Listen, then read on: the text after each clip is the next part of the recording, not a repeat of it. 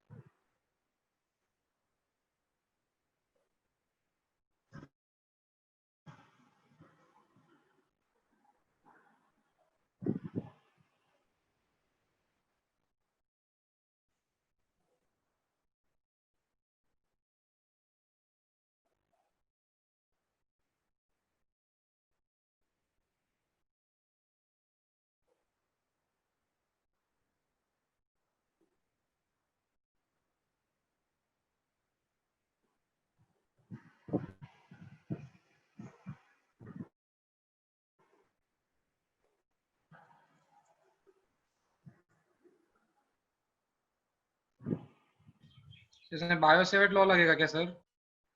नहीं, मतलब ready formula है ना अपने पास। लेकिन उससे भी तो कर सकते हैं ना, किससे? बायोसेवर्ट लॉ से। पायोट्स में डेरिवेशन क्यों करते बैठेगा? कॉइल के सेंटर पे अपने को फॉर्मूला पता है ना, mu naught I upon 2r। अब रेडियस इसीलिए तो बड़ा नहीं लिया मैंने कि अज्यूम कर लो भाई रेड मतलब थ्रू आउट फील्ड कांस्टेंट है। कॉइल का रेडियस छोटा इसीलिए है ना मैंने 5 सेंटीमीटर। हाँ सर, समझा। हाँ, तो कॉइल के नंबर ऑफ टर्न्स नहीं दिया ना, दोनों में नंबर ऑफ टर्न्स भी लिख देता हूँ। Number of turns in first one is 50, number of turns in second is 100, दोनों में टर्न्स भी है।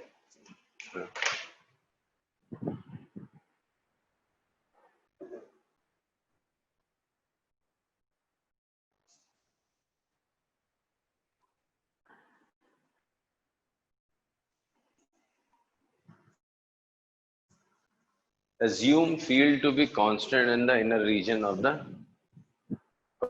coil.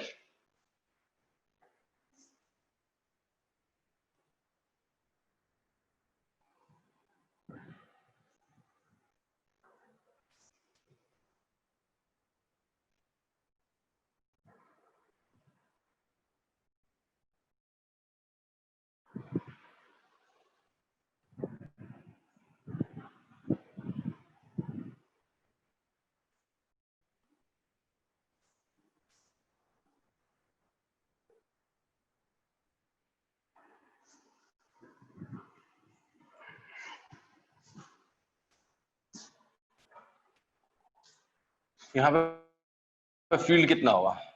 ऐसा फील्ड ऐसा ऊपर की तरफ आएगा, फील्ड कितना होगा? फील्ड इसके यहाँ पे 0 t square by 2 pi mu naught I upon 2r, तो mu naught is 4 pi 10 raise to minus i is 5 t square upon 2, radius है इसका 5 और नंबर ऑफ टर्न्स बचा है n is 50, इसके 50 टर्न्स है और 5 centimetre 5 into 10 raise to minus 2।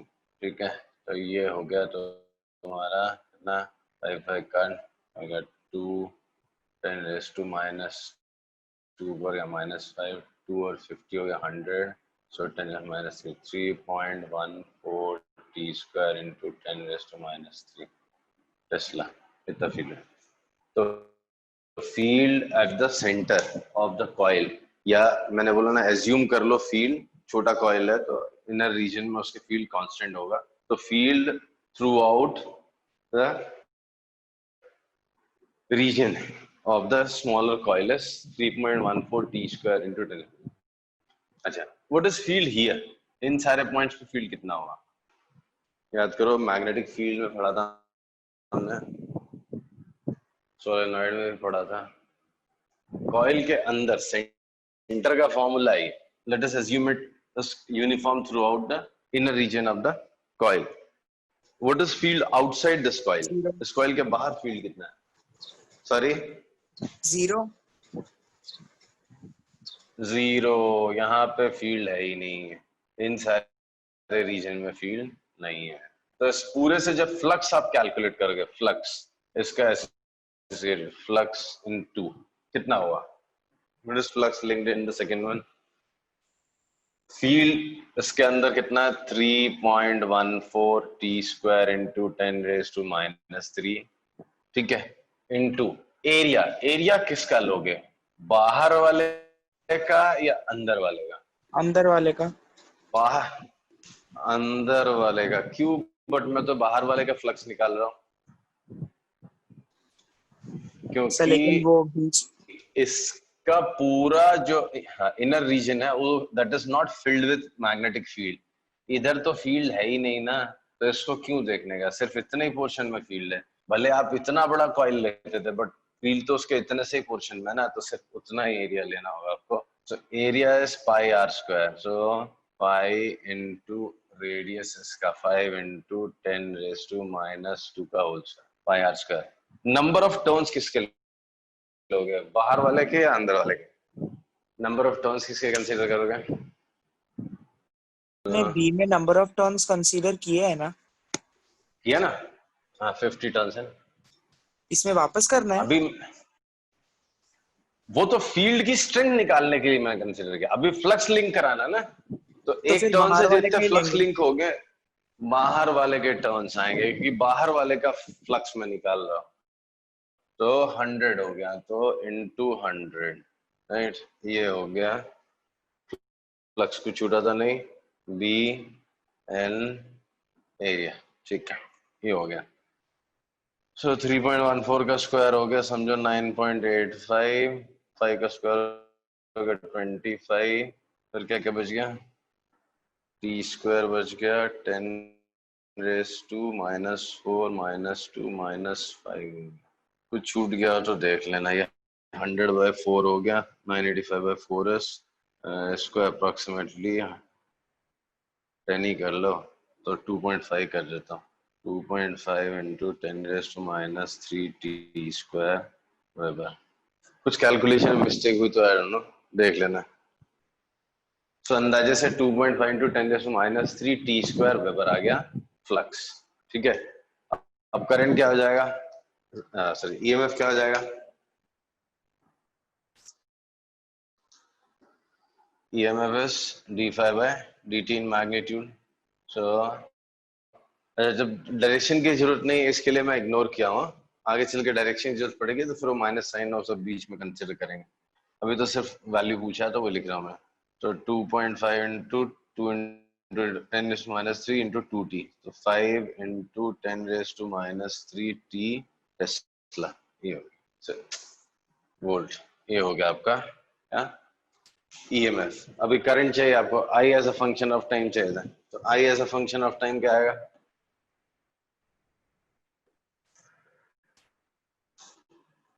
I as a function of time is E by R.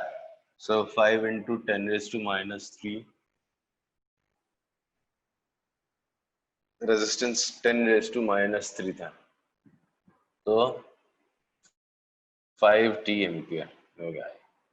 तो I as a function of time is 5t ampere. अलग अलग टाइम पे आपका करंट अलग अलग। ओके, आया समझ में? Yes sir. आई होप आ रहा है समझ में। नहीं आया तो प्लीज पूछ लो।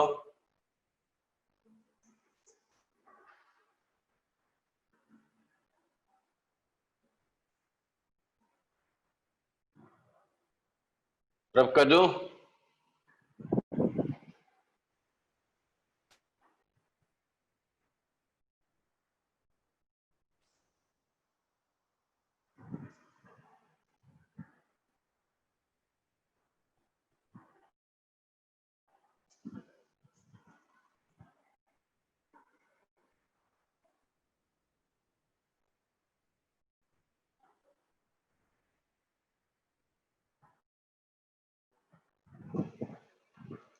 चलो ये हो गया।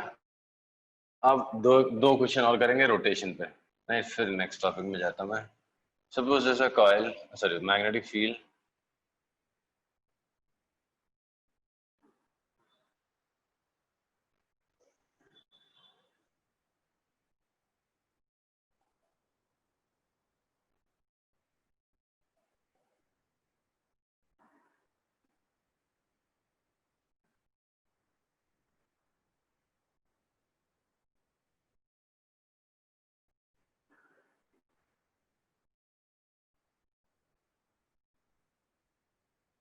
Radius is r, angular velocity omega. यहाँ से फील्ड स्टार्ट है, राइट? ये पूरा इमर्स्ड है फील्ड के अंदर। नहीं, find E as a function of t। Find induced EMF in a coil as a function of t। करो।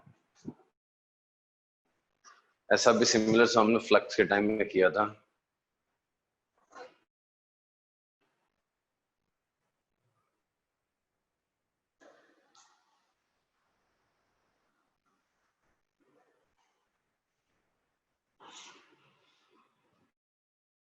I'll give you 2 minutes, 2 minute में आप ट्राई करो, इसको बताओ आंसर क्या है।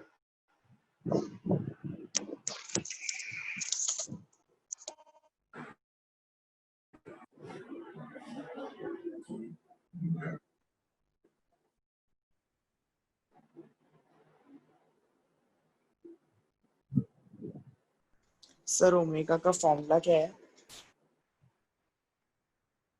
सर ये डब्ल्यू ओमेगा ही है ना? क्या बोल रहे हैं? ये हाँ, डब्ल्यू एंगुलर ओमेगा ही वेलोसिटी है ना? ओमेगा, एंगुलर तो वेलोसिटी इसका ओमेगा। फॉर्मूला थीटा अपॉन 2 ही है ना? b omega t by 2। क्या? 2 pi by T. Okay. Omega is 2 pi by time period. Time period is basically 2 pi by omega, या theta is equal to omega into small T.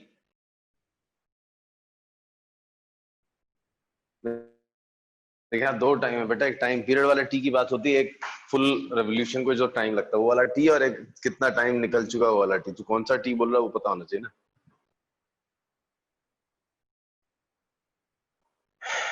b omega t by 2 है sir answer.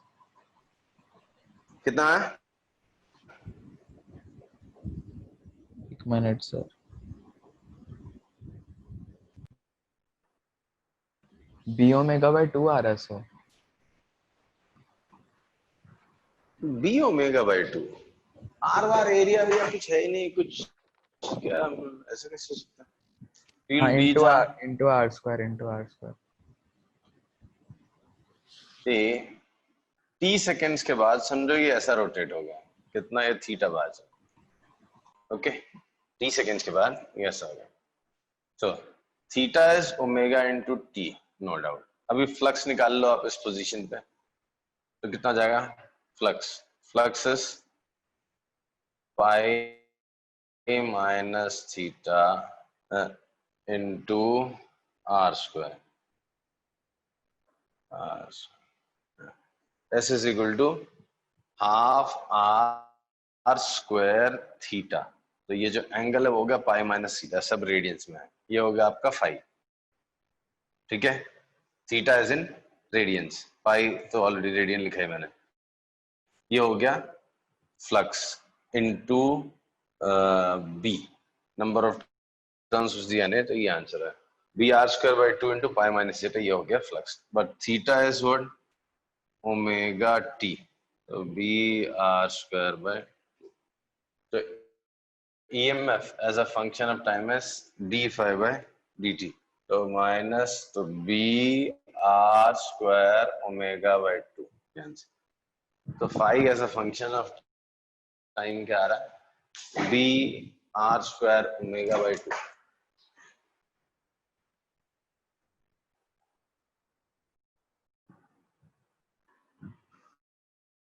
किसको किसको नहीं समझ में आया?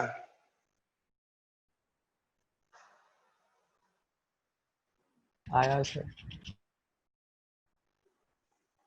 आया ना? हाँ सर. हाँ. So constant EMF है b r square omega by 2. Last question. समझो there is a magnetic field of induction B. ऐसा कॉइल रखा है उसमें, ये एक्सिस ऑफ रोटेशन है ओमेगा, ऐसा घुमा रहा है इसका. Area is a. E induce, E as a function of time. EMF induced in the coil as a function of time.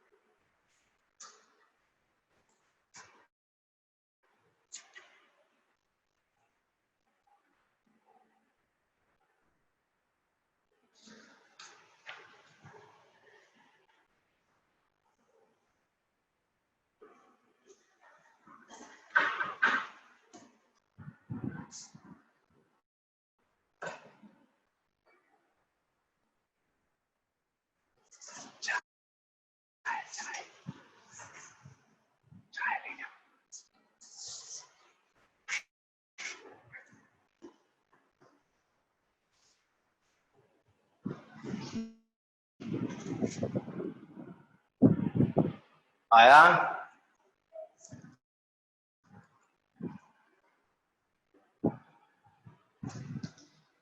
सी थोड़ी देर में रोटेट होके क्या हो जाएगा, ये इसका कॉइल का ये नॉर्मल है और ये समझो फील्ड है, इनके बीच में एंगल थीटा बन रहा है। तो if theta B angle between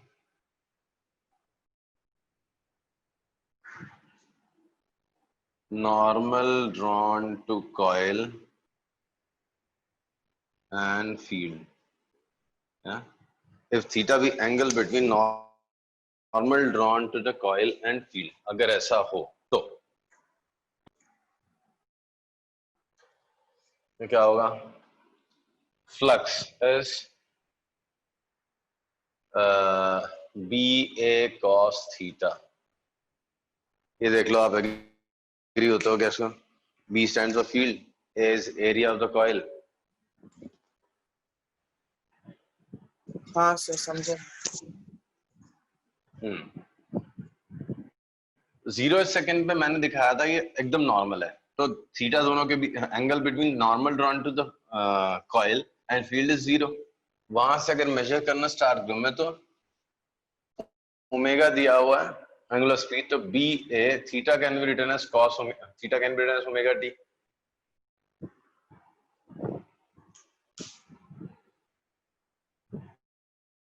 समझा? तो EMF is minus D phi D by D T. वापस से बोल रहा हूँ, अगर डायरेक्शन आपको नहीं चाहिए तो आप माइनस साइन की चिंता मत करें, माइनस दिख रहा है इसके लिए मैं कर दिया। तो बी ए कांस्टेंट, इसका differentiation minus sine omega T into d by dt of omega t is omega, minus minus plus b a omega sin omega t. So EMF is b a omega sin omega t.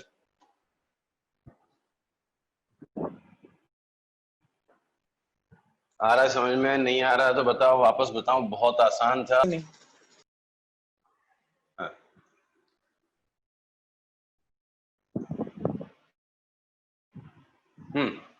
तो EMF is B A omega sin omega t। ये बड़ा special EMF है, ये sine function of time के साथ very करता है। अगर t इक्वल टू 0 डालोगे तो EMF 0 है, 1/4 ऑफ टाइम पीरियड पे फुल वैल्यू दिखाएगा B A ओमेगा, फिर हाफ टाइम पीरियड पे पाई अगर वैल्यू हो जाएगी इसकी तो साइन पाई 0 हो जाएगा, फिर यहाँ पे 3/4 ऑफ टाइम पीरियड पे माइनस वैल्यू दिखाएगा फिर 0। ये ऐसा होता है, इसी को आगे चल के ऑल्टरनेटिंग वोल्टेज बोलेंगे हम। सो यहाँ पे EMF जो है बड़ा स्पेशल EMF दिख रहा है हमको, साइन फंक्शन ऑफ टाइम दिख रहा है। ऐसा तब होता है जब एक coil is rotated in a uniform magnetic field, EMF induced across it is sinusoidal voltage, sine voltage बोलते हैं sir. Graph of E versus T अगर आप प्लॉट करोगे यहाँ पे तो एक साइन कर्व दिखाई देगा, E ऐसा T। नेक्स्ट चैप्टर में डिटेल में पढ़ेंगे इसको, ठीक है? चलो, तो I stop this topic here. अब चलते हैं अगले टॉपिक पे। अगला टॉपिक जो है बड़ा इंपॉर्टेंट टॉपिक है,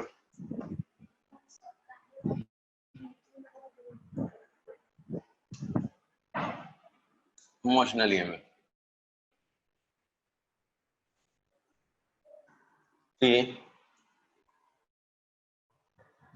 एक previous magnetic field of electric current एक टॉपिक पढ़ा था, हॉल इफेक्ट, राइट? वहां पे हमने क्या देखा था, if there's a current carrying conductor, एक मेटेलिक स्ट्रिप है which carries some current, right? ऐसा कुछ करंट जा रहा है इसमें, and it's kept in a magnetic field. So if you recall, इसके इस और इस एंड, लेफ्ट और राइट एंड में एक वोल्टेज डेवलप हो जाता था, ये याद है? हॉल वोल्टेज बोलते थे इसको। क्यों ये वोल्टेज डेवलप हुआ था?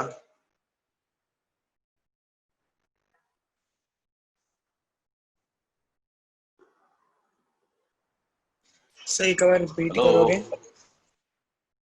सी हॉल इफेक्ट इफेक्ट पढ़ा था हमने, मैंने बोला भी था बड़ा इंटरेस्टिंग और इंपॉर्टेंट टॉपिक है hall effect. If there's a metallic strip which carries some current through it. ठीक? Now, if it is kept in a uniform magnetic field, a potential difference is developed across its two ends. Not this one, ना? Length के नहीं. जिधर current flow हो रहा उसके perpendicular. इनके across एक voltage develop हो जाता है. That voltage is known as Hall voltage. And this phenomena or the effect is known as Hall effect.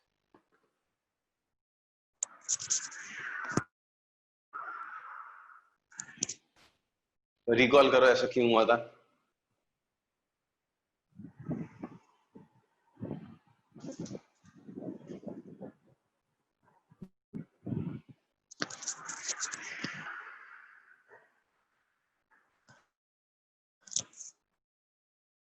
बोलो कीर्तन, कहाँ गायब हो गया? उत्कर्ष, याद नहीं सर. ऐसी बात करते हैं. इसमें करंट फ्लो हो रहा है, मतलब बेसिकली इलेक्ट्रॉन्स मूव कर रहे हैं कि नहीं कर रहे हैं? कर रहे हैं. चल ये मत करो. इस पे चार्ज चल रहा है ना, ये तो पता है ना कि ये भी नहीं पता. करंट फ्लो हो रहा है मतलब चार्ज फ्लो हो रहा है, उस पे मूव हो रहा है. हाँ. अब ये चार्ज जा रहा है ये साइड में, फील्ड है अंदर की तरफ. तो if a charge particle moves in a magnetic field it experiences a force. सुना है ऐसा कुछ? हाँ. हाँ क्या फॉर्मूला था उस फोर्स का? When Q charge moves in a magnetic field of induction B, it experiences a force. What is formula of that force? BIL. That BIL तो उसका डिडक्शन था, डेरिवेशन था, उससे डिराइव किया था हमने. चार्ज पार्टिकल है, there's a charge particle Q. Sorry, सही बोल रहा था, बता ना. into V. Q into V cross B, Q V B sine theta. तो इधर चार्ज पार्टिकल जा रहा है, फील्ड इधर है, तो इस पे फोर्स इधर लगेगा. तो if positive charge was to move in this conductor to establish this current, it will experience force in this direction. Obviously it's not positive charge, instead it is electron. Electron इधर जा रहे हैं, तो V cross B इधर होता positive charge पे, इधर negative पे. तो इलेक्ट्रॉन्स इस एंड पे जमा हो जाते हैं एंड पॉजिटिव चार्ज यहां जमा हो जाता है. समझा? This is the cause of Hall voltage.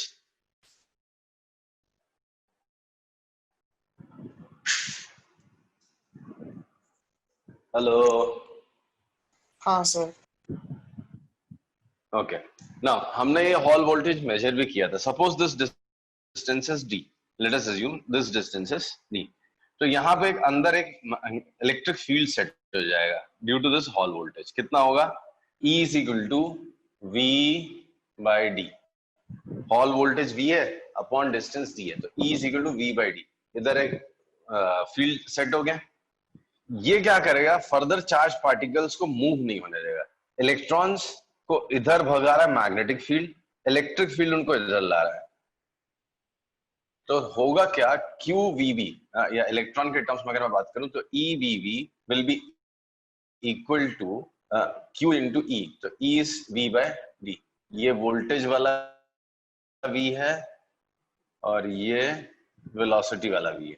E हो गया कैंसल. तो हॉल वोल्टेज इज BVD. ये हमने वहां पे पढ़ा था. इसमें magnetic effect of electric current में हॉल इफेक्ट बोलते थे इसको. And Hall voltage, if there is a magnetic if there's a metallic strip which carries a current I, which carries some current basically and is kept in a magnetic field, then an EMF or a voltage is developed across its cross section, मतलब length perpendicular to the flow of current. Current इधर जा रहा था, उसके perpendicular इस direction में एक voltage develop हो जाता है. That voltage is known as Hall voltage.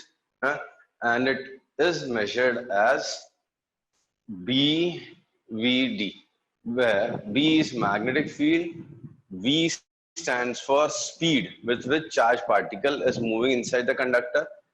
वहां पे ये drift velocity हुआ करता था, and D stands for this distance. ठीक है? अब इसी का दूसरा चीज देखो, मैं बोल रहा हूँ हॉल इफेक्ट हटा देते हैं. I am not considering current carrying conductor. Let's consider an ordinary conductor of some length and move it in magnetic field. जैसे ये देखो यहाँ पे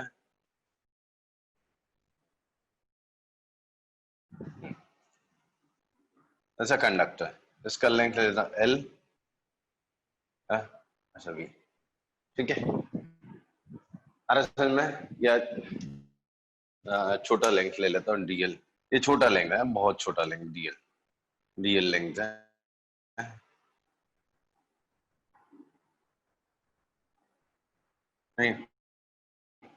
Now, if I move it this way, then it has many free electrons. इसके अंदर बहुत सारे free electrons है, right? So, will these free electrons experience a force? एक छोटा सा conductor of length DL, differential length DL, बहुत छोटा कंडक्टर है. It is moved with some velocity V at right angles to magnetic field. Magnetic field के right angles पे मैं उसको चला रहा हूँ V velocity से. My question is, will the free electrons of this conductor experience a force? ये कुछ force experience करेंगे क्या?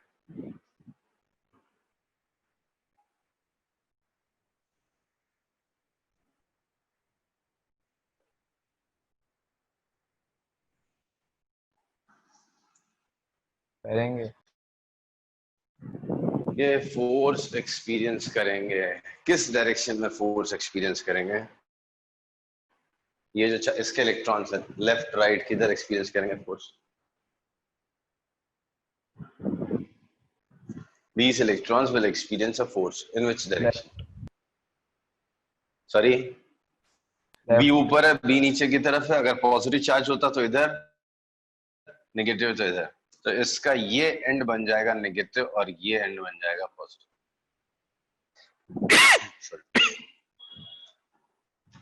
क्या समझा?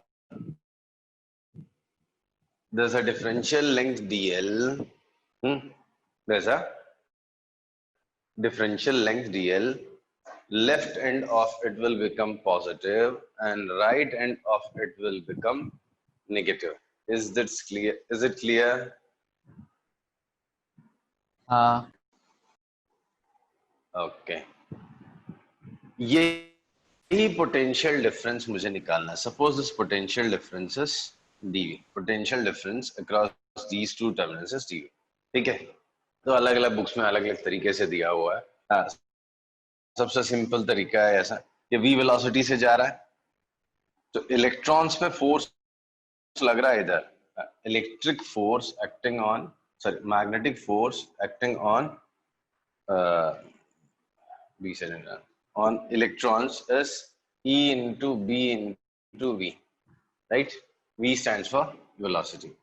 And suppose इसके अंदर एक इलेक्ट्रिक फील्ड सेट हो गया, वो इलेक्ट्रिक फील्ड इलेक्ट्रॉन्स को इधर लेके आएगा, राइट? ये डायरेक्शन में. तो electric force is equal to E into E, और E कितना होगा? dV by dl. तो E into dV, potential difference bye dl. ठीक है? तो सब इधर उधर चलना बंद हो जाएंगे, फोर्सेस बैलेंस हो जाएंगे जब, मतलब EVV is equal to E dV by dl. E cut dV across this is BVD. Yes. BVD. Yes. So very confusion create होता है. ये पोटेंशियल वाला भी है, वो वेलोसिटी वाला भी है. So potential difference across the ends of this differential element is BV into dl. Okay. यही अगर finite length का conductor होता है, if this was a conductor of finite length, if this was a conductor of finite length L moving with velocity V at right angles to a field of induction B. So V would be potential difference across this would be integral of B V dl. Translational motion है, सबकी velocity same ही है, b और v constant ही हो गया, dl का length l हो गया, तो blv. तो voltage developed across the length of the conductor is blv. voltage developed across length of the conductor is blv. समझा? बहुत इंपॉर्टेंट कॉन्सेप्ट है, बहुत सारे क्वेश्चन बनते हैं अच्छे